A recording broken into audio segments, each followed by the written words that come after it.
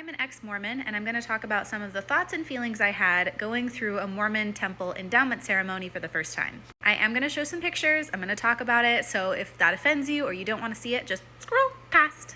The first thing was wearing these underwear for the first time. I knew my whole life that eventually I was going to be wearing these underwear because my parents did, their parents did, like everybody wore this. Common knowledge, this is the underwear you wear after you go through the Mormon temple endowment ceremony. So I knew it was coming. I wasn't prepared for how awful it would feel.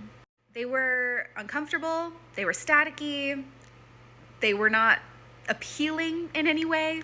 I couldn't imagine. I was about to be married, mind you, so I couldn't imagine that I was gonna go roll in the hay with my husband and we'd have to get to this layer. I wasn't into it. Then, after I got dressed, I was taken to a room that looked somewhat like this, very sterile. The men go to one side of the room, women go to the other. There was like an aisle, and so I could see my husband across from me, and I was sitting next to my mom and my grandma.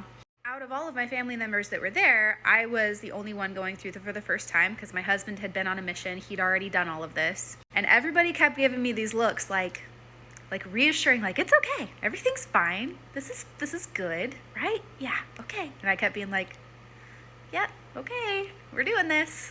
I remember them asking, before it really got started, if we felt like we weren't ready for this, we weren't ready to make these covenants and promises, that we could leave. And basically like, let us know now, before we start, if you want to leave.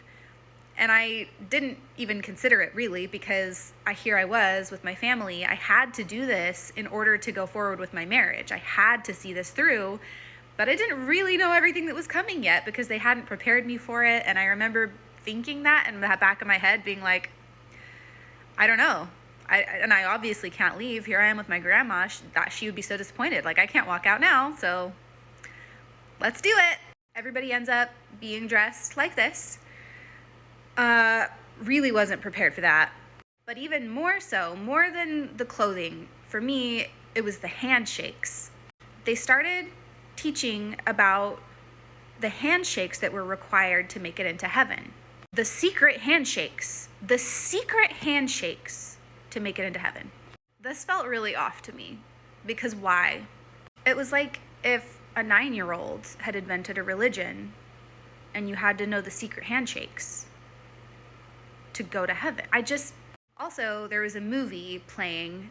It was a long movie about Adam and Eve. I was hoping that I was going to learn something like really interesting and new and special that would like blow my mind, and like I'd be like, yes, like this makes sense. The church is definitely true.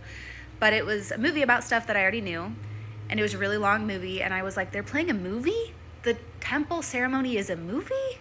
But I just kept doing all the things. I put on the clothes in the order that they told me to. I veiled my face like women are supposed to do.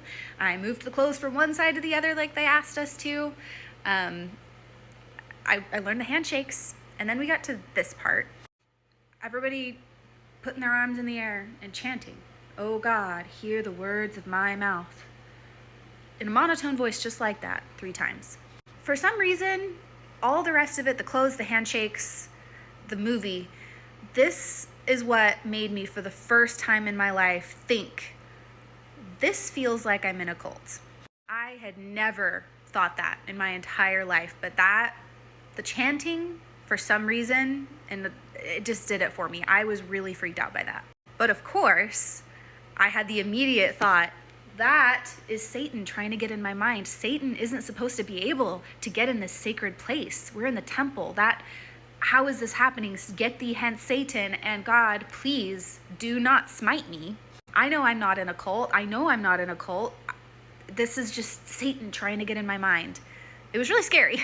But we finish up with all of this. I've learned the handshakes. We finished the movie, and it's time to go through the veil, which is like a cloth, into the next room, which represents the celestial kingdom or the highest level of heaven. So I go over there, I say the passwords, I say the secret handshakes, and they lead me into a room like this, the celestial room. Mine was similar to this, but mine was more white, not as much colored furniture.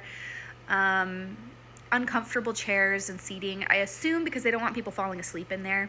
and you're just sort of supposed to go in here and like reflect and feel the spirit. It felt very sterile, uncomfortable. I'm looking at all my family members dressed head to toe in these clothes, myself dressed head to toe in these clothes, trying to process what had just happened and why on earth it had to be a secret. Because I think I would have had a better time if I had known what was coming.